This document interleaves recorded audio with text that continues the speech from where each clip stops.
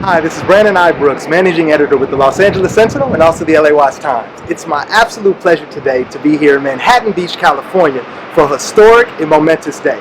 But more importantly is look who I'm here with, speaking with, to talk about this historic day is none other than the Governor of California, Mr. Gavin Newsom. Thank you, sir. Hi, great to be with you. And by the way, great to be with you where we are. Yeah, Eat your heart out, Texas. And if I'm Ain't anything like this. If I'm correct, I learned that this is actually, we're here at Bruce's Beach for a historic day of, and that's what we're here to talk about. But I think this is the patio, if I'm correct, that they said it's connected with the family. So we're sitting here on soil that is historic land, and we're here talking to a person that's bringing this day to fruition. So thank you. No, a remarkable day. I mean, you know, over a century ago, this was a thriving business, thriving community, African American leaders that were not only members of the community, active participatory members of the community, but remarkable businessmen and women as well. And the legacy of the Bruce family is, I think, attached also not just to racial injustice in our efforts to create a framework of reconciliation, but also economic injustice and economic now empowerment as we move forward.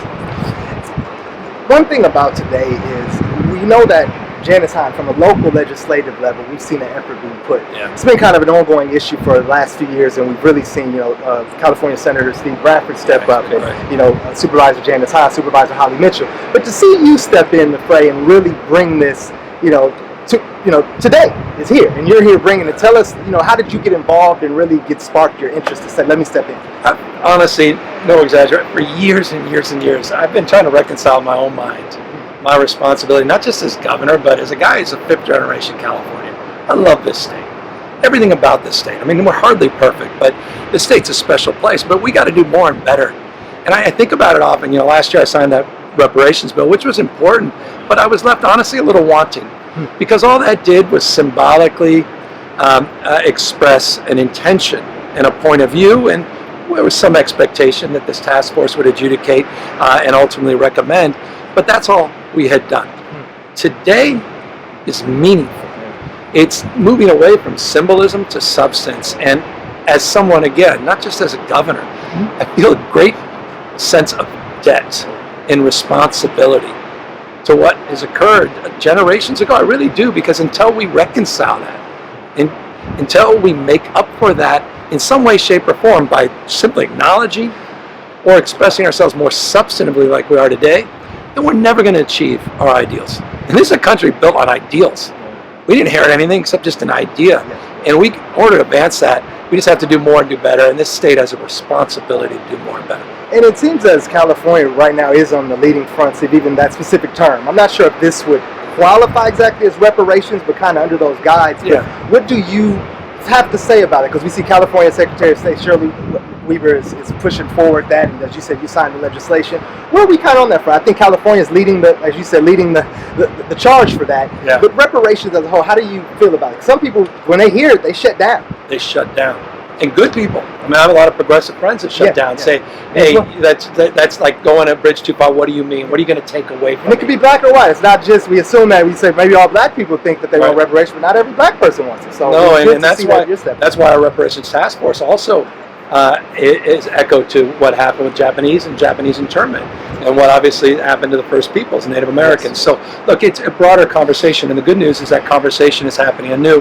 The task force coincidentally just met for the first time last week, and they'll spend the next year taking in input. No one has predisposed positions. We don't know what it means necessarily. People have different definitions of what reparations are, what it should look like. They'll make recommendations to the legislature. Hopefully, I'll have the privilege as governor to see things land on my desk that can move the needle further. But at least we're willing to have the conversation, the tough conversations, to have it in a transparent and organized manner, and not shy away from this. I mean, this was easy to shy away from, because invariably people say, all right, if you're doing this, what about this? What about that? And we've opened that door. There's no doubt about it, right? You're going to come, we're going to have another conversation about something that is as crystal clear as this. And so it's challenging, but these are hard truths and these are hard conversations, but you have to have them if we're going to be what we're capable of being.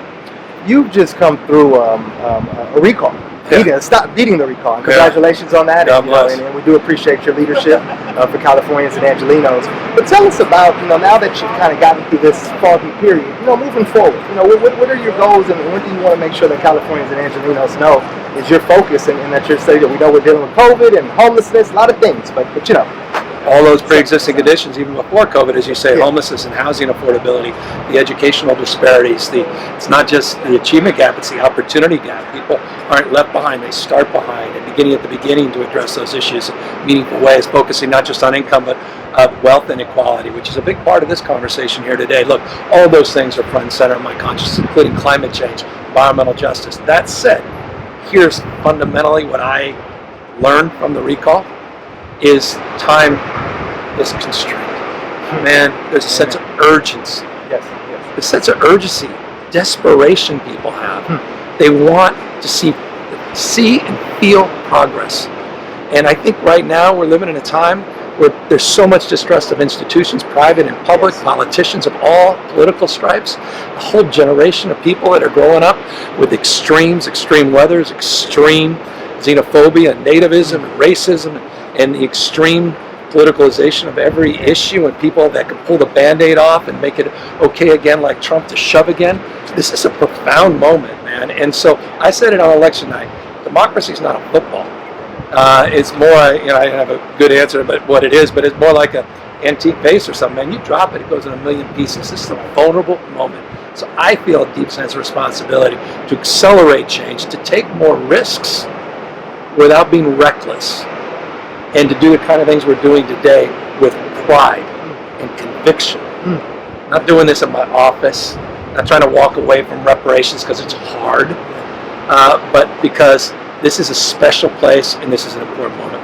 I don't want to keep you too much longer, but also you have such a vigor about you, about really just staying true, and I respect that. And I think a lot of our readers want to know, how do you just kind of keep bulletproof, just in any industry, dealing with so much, at times, let's just say naysayers, negativity, the opposite people of the aisle that you have to meet, but at times may push your buttons a little bit. How do you keep it all together? Maybe it's, not as easy as it looks. Give us a secret. I'm human, man. Come on. No, it's hard. Look, it's hard. It's hard on all of us, right? Look, that said, man, it's a fact. Even the people protesting me, even the people with damn Confederate flag that live next to my childhood home, the Smith family, they still have the flag up in Placer County where my dad grew up. Currently still? Yeah. That's amazing.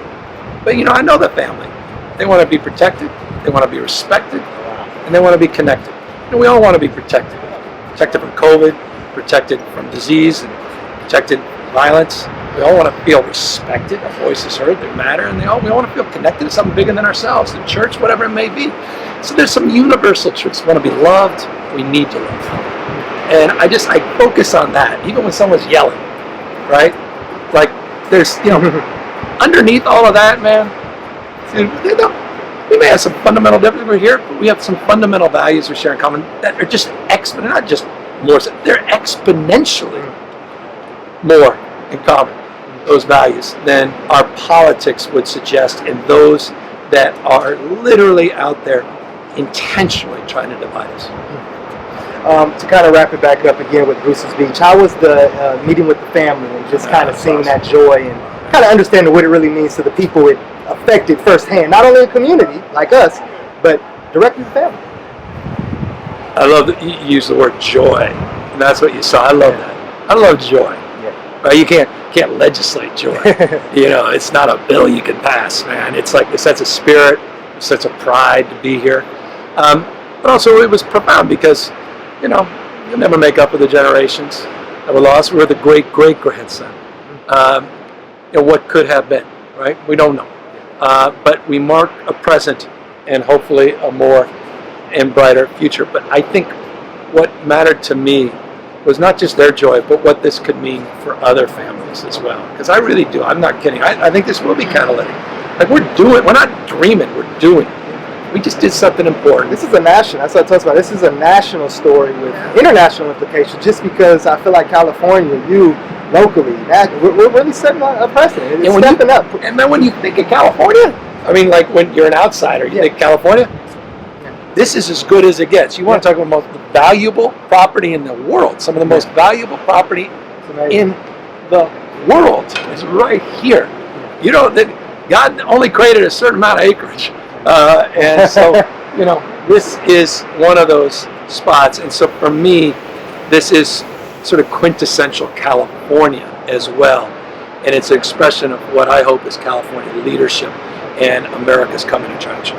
And final question for Black Californians and Black Los Angeles members that I know, as we said offline, they really worked hard to keep you in office. What do you just have to say to those voters and those people that are still sticking with you at this point? I know I have a lot of work to do. I know that I have expectations to meet. I know I got to do more and do better. I'm deeply tuned in to the anxiety and concern that the community has felt, and this sense that while we say the right things, we're not doing the right things.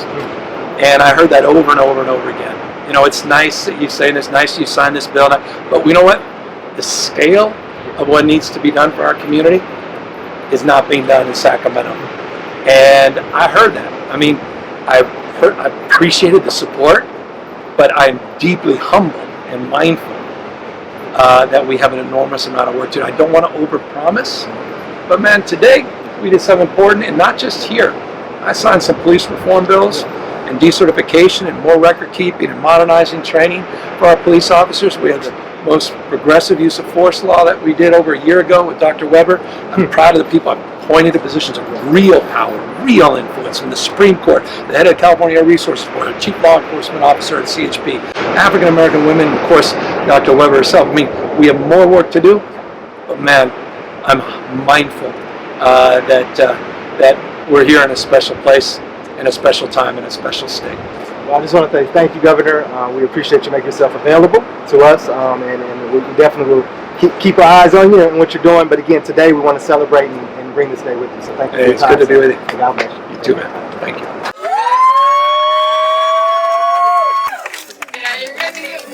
California dreaming? California dreaming. I mean, what else do you say? Governor Newsom is the best. To follow up on the Bruce's Beach story and for Black news from around the globe, visit lasentinel.net.